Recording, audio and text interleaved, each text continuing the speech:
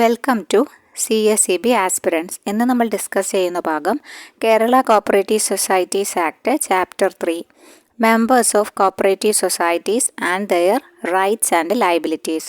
Section 16 മുതൽ 26 വരെയാണ് ഈ ചാപ്റ്ററിൽ ഡിസ്കസ് ചെയ്യുന്നത്. ഈ ചാനൽ ആദ്യമായി കാണുന്നവരാണെങ്കിൽ ഒന്ന് സബ്സ്ക്രൈബ് ചെയ്ത് സപ്പോർട്ട് ചെയ്യുക. അപ്പോൾ ക്ലാസ്സിലേക്ക് പോകാം. Kerala cooperative societies act chapter 3 Members of Cooperative Societies and Their Rights and Liabilities. Section 16 മുതൽ 26 വരെയാണ് ചാപ്റ്റർ 3യിൽ ഉൾപ്പെടുത്തിയിട്ടുള്ളത്. Section 16 persons who may become members. ഒരു കോപ്പറേറ്റീവ് സൊസൈറ്റിയിലെ ആർക്കെല്ലാമാണ് ഏതെല്ലാം പേഴ്സൺസിനാണ് മെമ്പേഴ്സ് ആകാൻ കഴിയുക എന്നതിനെ കുറിച്ചിട്ടുള്ള കണ്ടീഷൻസ് ആണ് ഈ ഒരു സെക്ഷനിൽ പ്രതിപാദിക്കുന്നത്. സെക്ഷൻ 16. അപ്പോൾ ഏതൊക്കെ പേഴ്സൺസിനാവാം? ഒരു ഇൻഡിവിജ്വലിനാവാം. ഇൻഡിവിജ്വലിന് മെമ്പർ ആകാൻ കഴിയും. ഇൻഡിവിജ്വലിന് മെമ്പർ ആകണമെങ്കിൽ 3 കണ്ടീഷൻസ് പറയുന്നുണ്ട്. Who has attained the age of 18 years. 18 years പൂർത്തിയായവർക്ക് മാത്രമേ അങ്ങനെ മെമ്പർ ആകാൻ കഴിയൂ എന്ന് പറയുന്നുണ്ട്. അതിലും ഒരു എക്സംഷൻ കൊടുത്തിട്ടുള്ളത് സ്റ്റുഡൻസ് അല്ലെങ്കിൽ സ്കൂൾ കോളേജ് കോപ്പറേറ്റീവ് സൊസൈറ്റീസിനാണ്. അവർക്ക് 18 വയസ്സ് ആകണം എന്ന് നിർബന്ധമില്ല. അല്ലാത്തവർക്കും എന്ത് ചെയ്യാം? മെമ്പർ ഓഫ് ആവാൻ പറ്റും. സ്കൂൾ കോളേജ് കോപ്പറേറ്റീവ്സിന് എക്സെപ്ഷൻ കൊടുത്തിട്ടുണ്ട്. പിന്നെ രണ്ടാമത്തെ കേസ് പറയണത് who is not of unsound mind. Unsound mind ആവാൻ പാടില്ല. അതായത് സൗണ്ട് മൈൻഡായ വ്യക്തികൾക്ക് മാത്രമേ കോപ്പറേറ്റീവ് സൊസൈറ്റീസിൽ മെമ്പർ ആകാൻ കഴിയൂ. അടുത്തൊരു കേസ് പറയണത് ഹൂ ഈസ് എ റെസിഡൻ്റ് ആയിരിക്കണം വിത്തിൻ ആ ഒരു സൊസൈറ്റിയുടെ ഏരിയ ഓഫ് ഓപ്പറേഷനിലുള്ള റെസിഡൻ്റ് ആയിരിക്കണം. അല്ലെങ്കിൽ ഒരു ഒക്യുപ്പേഷൻ ഓഫ് ലാൻഡ് ഏരിയ, ആ സൊസൈറ്റിയുടെ പ്രവർത്തന പരിധിയിൽ ലാൻഡ് ഉണ്ടായിരിക്കണം. അങ്ങനത്തെ വ്യക്തികൾക്ക് മാത്രമേ ആരാവാൻ കഴിയൂ? മെമ്പേഴ്സ് ആവാൻ കഴിയൂ എന്നാണ് പറയണത് സെക്ഷൻ 16. 16ൽ 1 ഇതിനെക്കുറിച്ച് പ്രതിപാദിക്കുന്നത്. പിന്നെ ഇൻഡിവിജ്വൽസ് കൂടാതെ ആർക്കെല്ലാം മെമ്പേഴ്സ് ആവാം? എനി അതർ സൊസൈറ്റി, മറ്റു സൊസൈറ്റികൾക്ക് അംഗങ്ങളാവാം.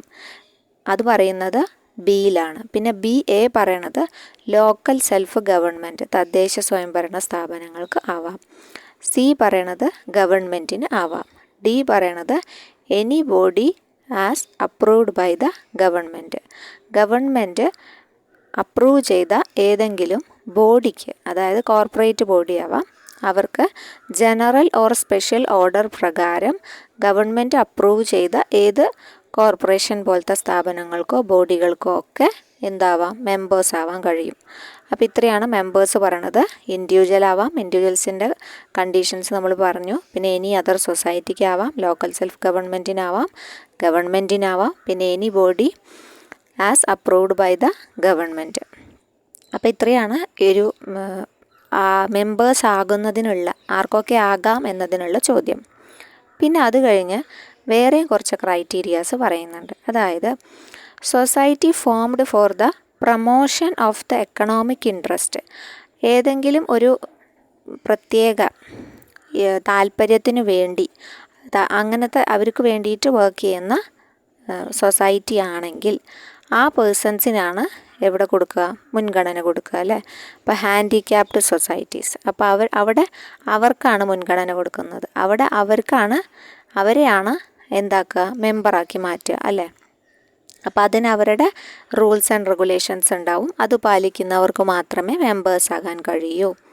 പിന്നെ അതുപോലെ തന്നെ society is formed exclusively for the benefit of persons engaged in any particular industry. ഏതെങ്കിലും ഒരു പ്രത്യേക ഇൻഡസ്ട്രിയിലെ ആൾക്കാർക്ക് വേണ്ടിയിട്ടുള്ള ഒരു സൊസൈറ്റി ആണെങ്കിൽ അപ്പോൾ ആ എത്ര പെർസെൻറ്റേജ്, ഇപ്പോൾ 75% മാത്രം അവർക്ക് അംഗത്വം കൊടുത്തിട്ട് ബാക്കി പുറത്തേക്ക് കൊടുക്കുള്ളൂ എന്ന് പറയുകയാണെങ്കിൽ തീർച്ചയായിട്ടും ആ ഒരു പെർസെൻറ്റേജ് മാത്രമേ അവരെ ഉൾക്കൊള്ളിക്കുന്നു, ബാക്കിയുള്ളവരെ അത്രേ എടുക്കുള്ളൂ കേട്ടോ. അപ്പോൾ അത് ഓർക്കുക. പിന്നെ അതുപോലെ ഒരു കണ്ടീഷൻ പറയുന്നത് ഇതിന് പുറമേയുള്ള കണ്ടീഷൻസാണ് പറയണത്. ഇതിന് പുറമേയുള്ള കണ്ടീഷൻസ് പറയണത് കോഫി ബോർഡ്, റബ്ബർ ബോർഡ് അങ്ങനത്തെ സ്റ്റാറ്റ്യൂട്ടറി ഓർ നോൺ സ്റ്റാറ്റ്യൂട്ടറി ബോർഡുകളുണ്ടല്ലോ, അവർക്ക് ക്രെഡിറ്റ് സൊസൈറ്റീസിൽ അംഗമാവാൻ കഴിയില്ല എന്ന് പറഞ്ഞിട്ടുണ്ട് കേട്ടോ. കമ്മിറ്റി എന്താവാൻ പാടില്ല, member of a cooperative credit സൊസൈറ്റിയിൽ മെമ്പർ ആവാൻ കഴിയില്ല എന്ന് പറഞ്ഞിട്ടുണ്ട്. No such board, committee or corporation shall be admitted as a member of a cooperative credit society എന്ന് പറഞ്ഞിട്ടുണ്ട്.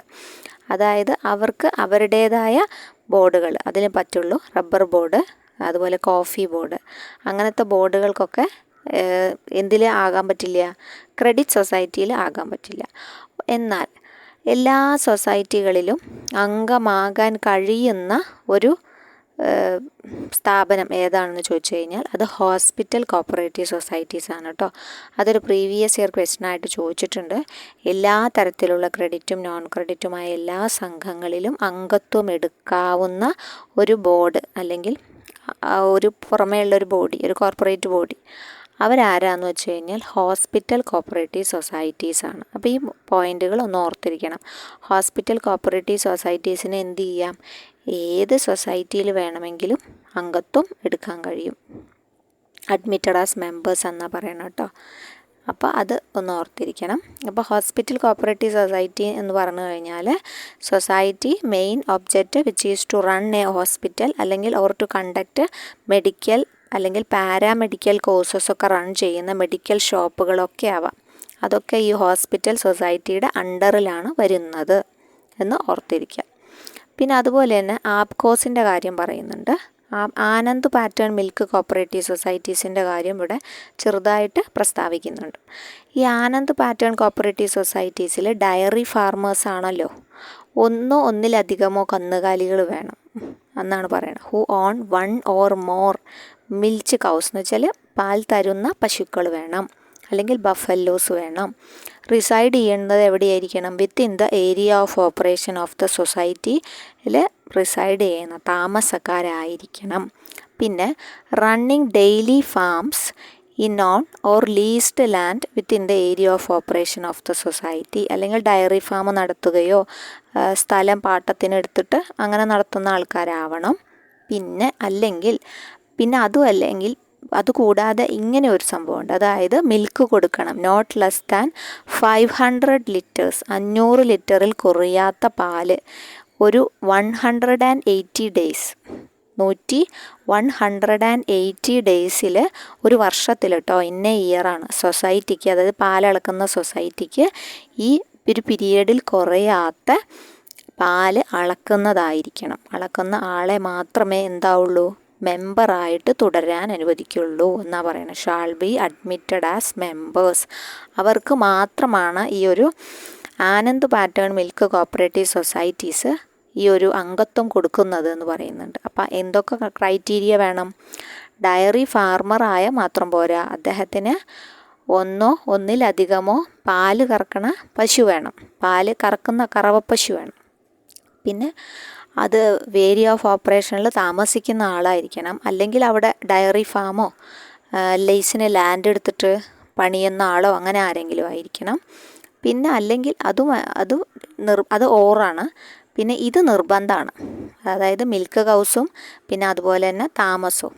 അത് കഴിഞ്ഞാൽ പിന്നെ ഉള്ളത് പാലളക്കുന്ന കാര്യമാണ്, അതും നിർബന്ധമാണ്. പാലളക്കുന്ന കാര്യം poured milk not less than 500 litres കുറയാൻ പാടില്ല for a period of 180 days in a year to the society.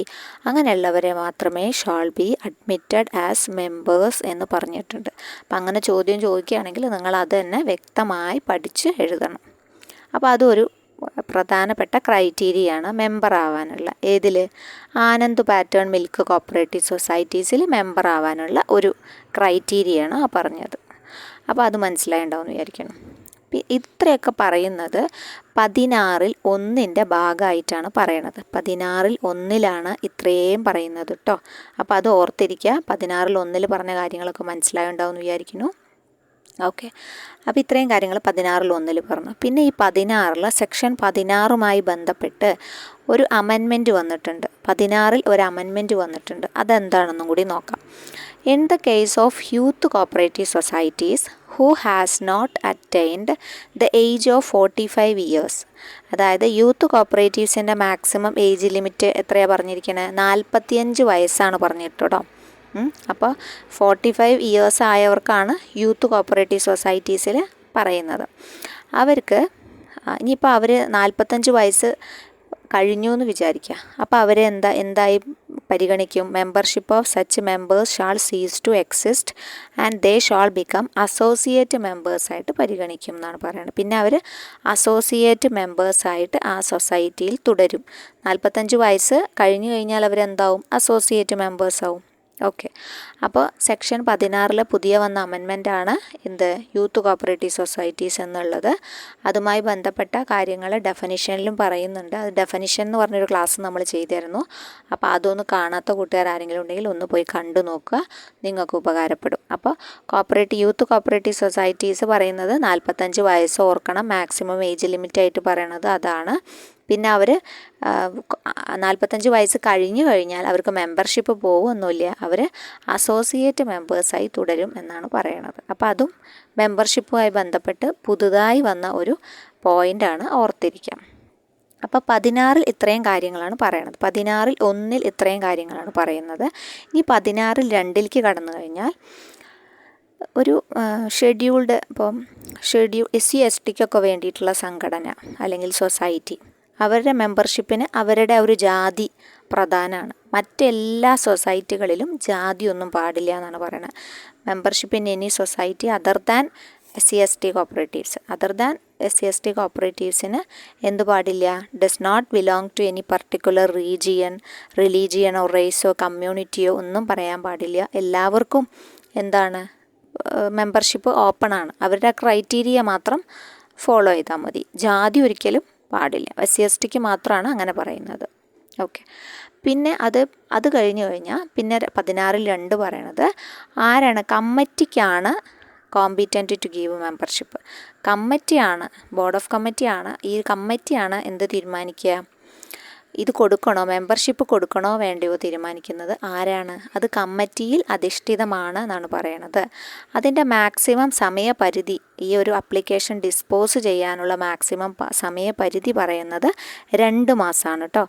A decision on an application for membership shall be taken within 2 months from the date of receipt of application. Application കിട്ടിയിട്ട് 2 മാസത്തിനകം, within 2 months 2 മാസത്തിനകം ഈ ഒരു ഡിസ്പോസലിനെ കുറിച്ചിട്ടുള്ള തീരുമാനം ഉണ്ടാവണം. തീരുമാനമെടുക്കേണ്ടത് ആരാണ്? കമ്മിറ്റിയാണെന്ന് പറയുന്നു.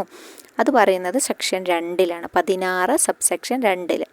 അത് കഴിഞ്ഞ് 16 സബ്സെക്ഷൻ 2A എന്താ പറയണമെന്ന് വെച്ച് കഴിഞ്ഞാൽ, ഡിസ്പോസ് ചെയ്തില്ല, ഈ പറഞ്ഞ ടൈം ലിമിറ്റ് ഏതാണ്? വിത്തിൻ 2 months ആണ്. അതിൻ്റെ ഉള്ളിൽ ഡിസ്പോസ് ചെയ്തില്ല എന്ന് വെച്ച് കഴിഞ്ഞാൽ രജിസ്ട്രാർക്ക് റിട്ടേൺ റിക്വസ്റ്റ് ആപ്ലിക്കൻറ്റിൻ്റെ വക കൊടുക്കാം.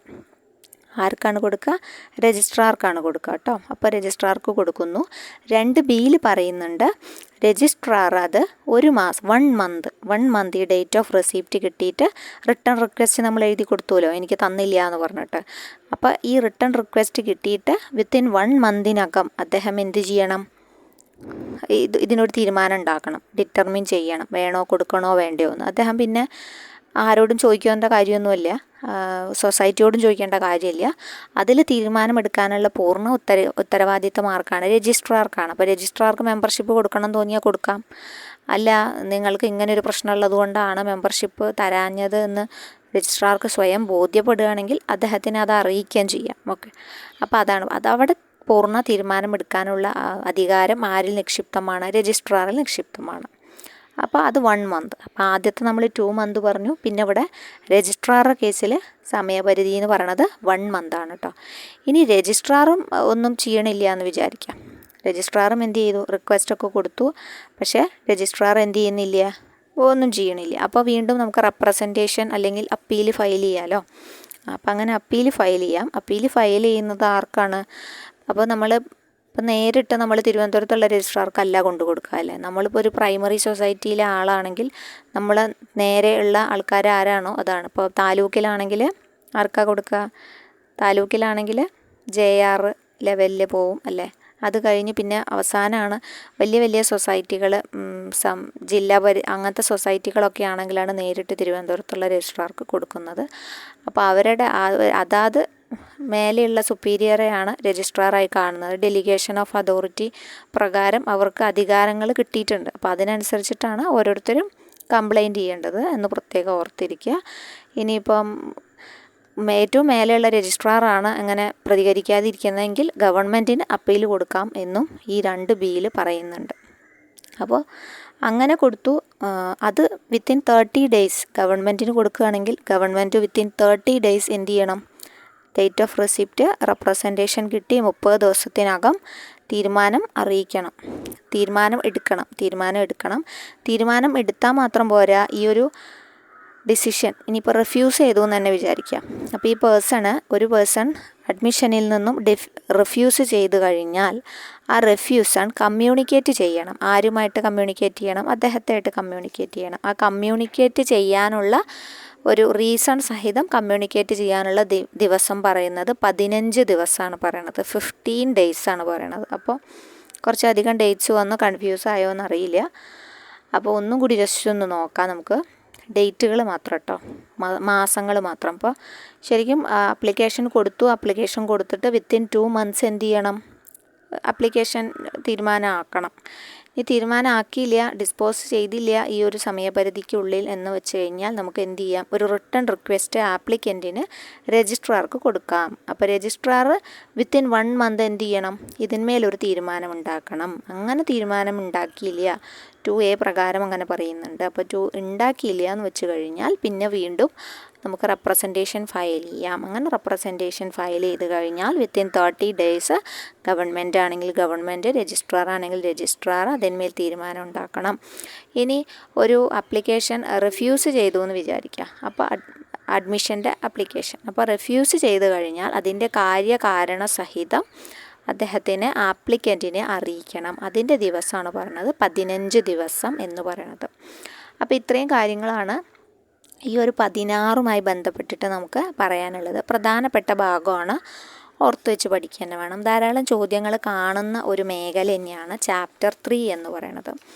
അപ്പോൾ 16മായി ബന്ധപ്പെട്ടിട്ട് ഏകദേശം പ്രധാനപ്പെട്ട എല്ലാ കാര്യങ്ങളും നമ്മൾ പറഞ്ഞു. പുതിയൊരു അമെൻമെൻ്റായ യൂത്ത് കോപ്പറേറ്റീവ് സൊസൈറ്റീസും അതുമായി ബന്ധപ്പെട്ട 16 എന്ന സെക്ഷനിലാണ് അത് ആഡ് ചെയ്തിരിക്കണമെന്നും ഓർക്കുക. 45 വയസ്സും അവർ അസോസിയേറ്റ് മെമ്പറായി തുടരും എന്ന കാര്യവും ഓർത്തിരിക്കുക.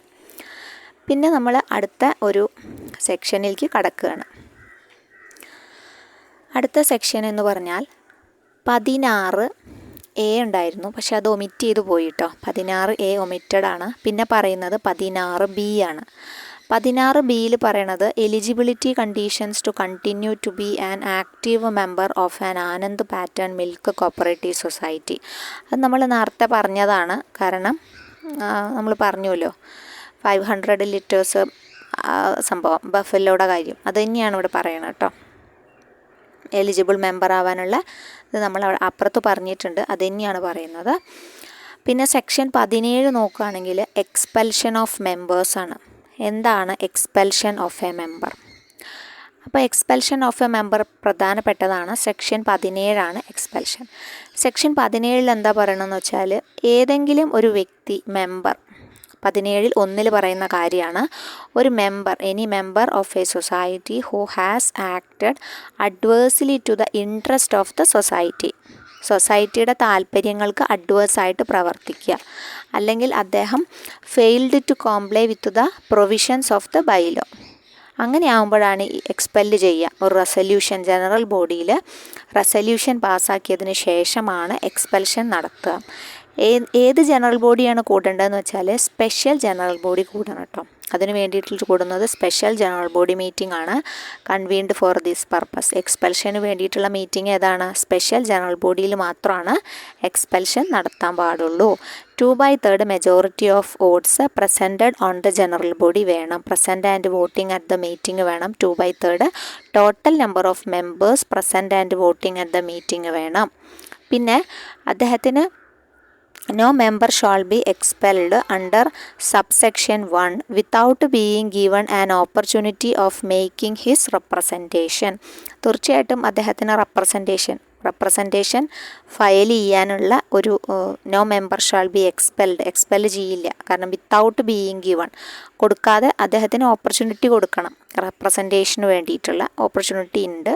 പിന്നെ പറയുന്നത് റെസല്യൂഷൻ പാസ്സാക്കിയതിന് ശേഷം അദ്ദേഹം കമ്മ്യൂണിക്കേറ്റ് ചെയ്യണം എന്നും പറയുന്നുണ്ട്. ഇപ്പം റെസല്യൂഷൻ പാസ്സാക്കിയെന്ന് അതിൻ്റെ അർത്ഥം മെമ്പേഴ്സൊക്കെ അതിനെ അനുകൂലിച്ചു എന്നാണല്ലോ. അപ്പോൾ അതുകൊണ്ട് തന്നെ മെമ്പേഴ്സൊക്കെ അനുകൂലിച്ചു എന്ന് ആ വ്യക്തിയെ അറിയിക്കണം. എക്സ്പെൽഷൻ അറിയിക്കണം. കമ്മിറ്റിയാണ് അറിയിക്കേണ്ടത്.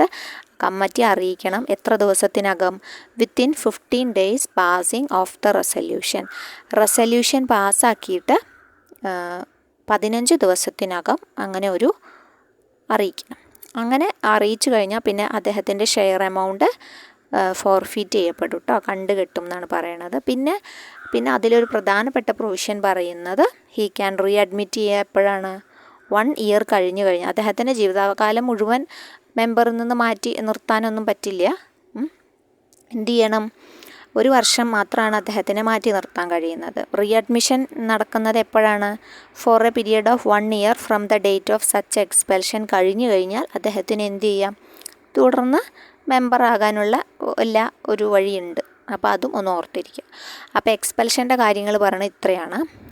എന്താണ് എക്സ്പെൽഷന് കാരണമായിട്ട് പറയുന്നത്? കാരണം പറയുന്നത് member who acted against the interest of the society അല്ലെങ്കിൽ against the bylaws of the സൊസൈറ്റിയാണ് എക്സ്പെൽഷന് കാരണം എന്ന് പറയുന്നത്. ഈ എക്സ്പെൽഷൻ നടത്തുന്നതിന് മുമ്പ് he should be given an opportunity to explain his supporting ground by the committee. കമ്മിറ്റിയിൽ അദ്ദേഹത്തിൻ്റെ കാര്യങ്ങൾ പറയാൻ ഒരു റെപ്രസെൻറ്റേഷൻ പറയാൻ അദ്ദേഹത്തിനൊരു അവസരം കൊടുക്കണം എന്ന് പറഞ്ഞിട്ടുണ്ട്.